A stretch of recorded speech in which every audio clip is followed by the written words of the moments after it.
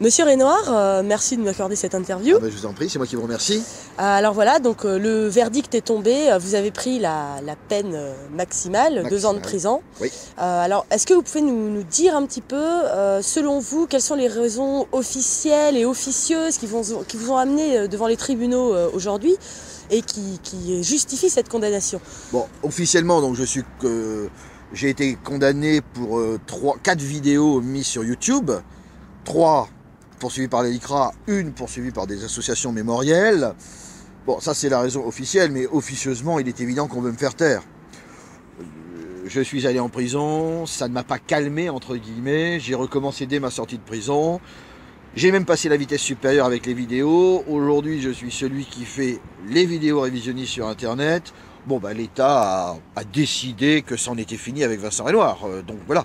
Maintenant, je suis condamné à de la prison ferme. En appel, je vais faire appel juste pour gagner du temps, mais je serai aussi condamné à de la prison ferme. Il y a un moment où l'État dit stop. Et l'État, cette fois, a dit stop. D'accord. Alors justement, un des arguments qu'utilise l'État contre vous serait le fait qu'on vous assimile à un individu dangereux, répandant une idéologie de haine, pervertissant la jeunesse. On trouve cette accusation qu'avait Socrate lui-même. Alors est-ce que vous considérez que vos idées représentent un danger pour l'ordre social, pour l'ordre établi et même la paix sociale en soi? Ah bah, pour l'ordre établi, il est évident que mes idées représentent un grand danger. En revanche, pour l'ordre naturel, l'ordre voulu par la Providence, absolument pas. Mes idées sont justement servent à réhabiliter les idéologies d'ordre, les idéologies qui sont conformes à l'ordre naturel voulu par Dieu.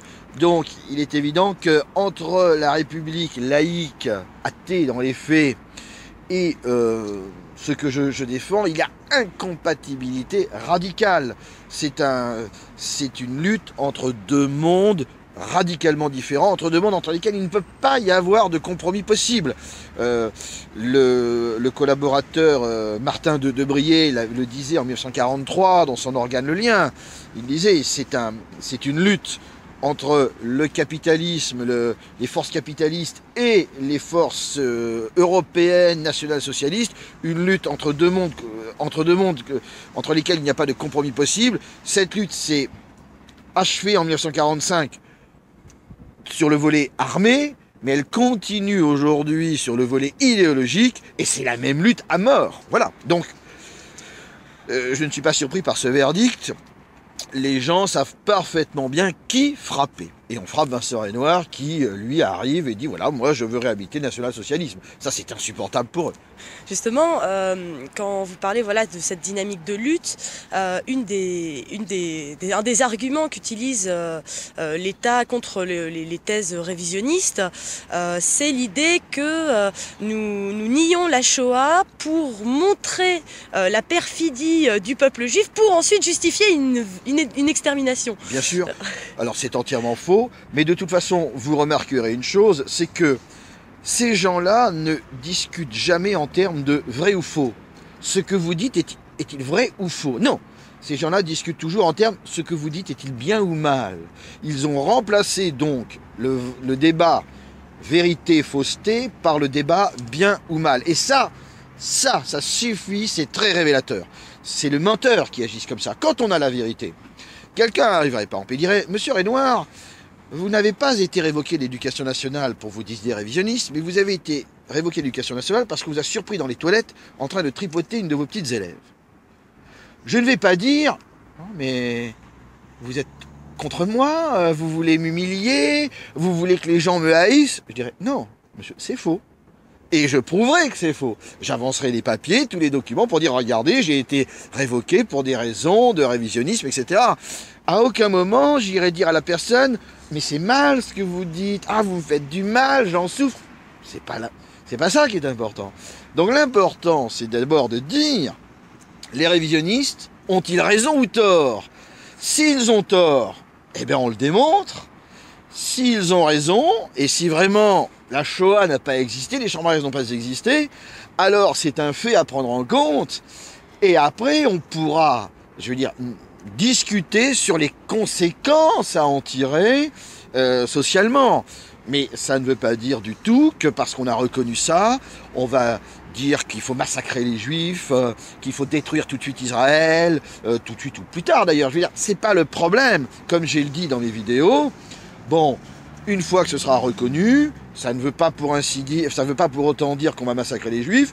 Par contre, il est évident que pour moi, une fois que ce sera reconnu, eh bien, il faudra reposer la question d'Israël dans des termes nouveaux. Je ne nie pas que les Juifs puissent avoir un foyer national, mais ce que je refuse, c'est de voir qu'Israël a été fait dans l'urgence en 1947, a été fait dans l'urgence, donc avec le poids de l'Holocauste qui pesait. Moi je dis, on peut créer un foyer national pour les Juifs, peut-être, mais il ne faut pas qu'il y ait une ombre, enfin un poids sur les discussions. Il faut prendre ça tranquillement et savoir comment faire et ne pas, je dirais, spolier un peuple comme ça, etc.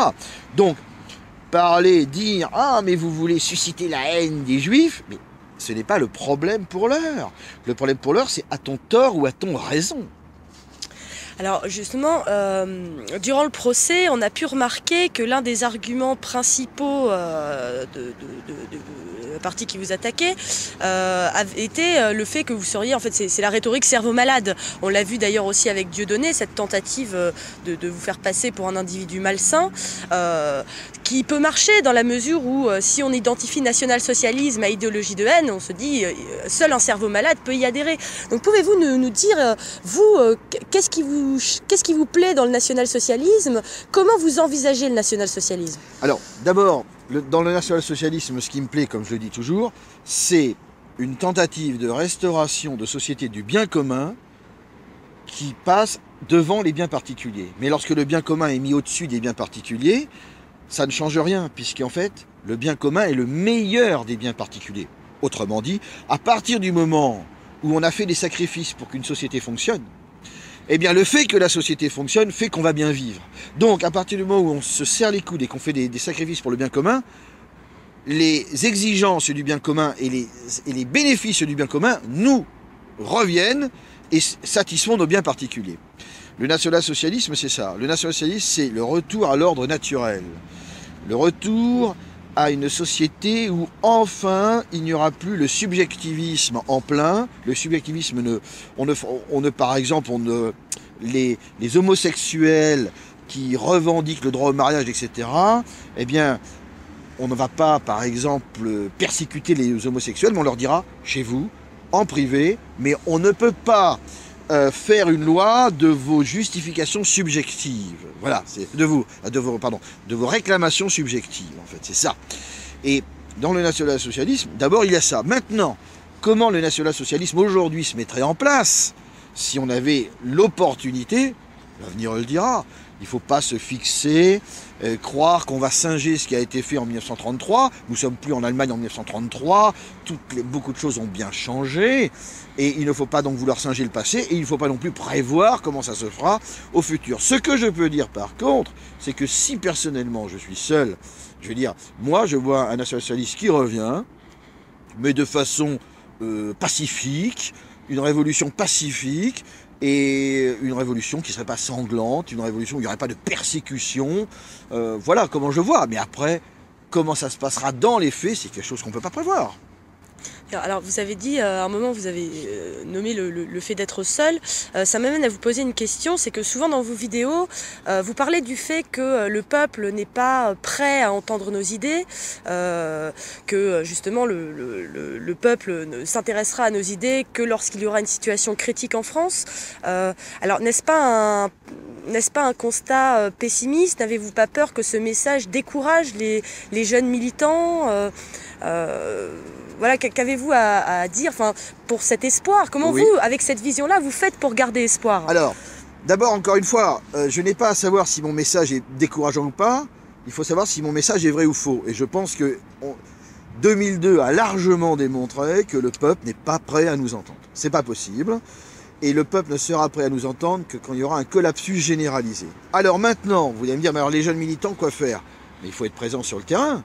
Parce que quand il y aura un collapsus généralisé, il faudra être là pour ramasser le pouvoir qui sera dans la rue. Il faudra bien qu'un homme providentiel se lève, et si nous ne sommes pas là, si nous n'avons pas préparé, eh bien on loupera le coche.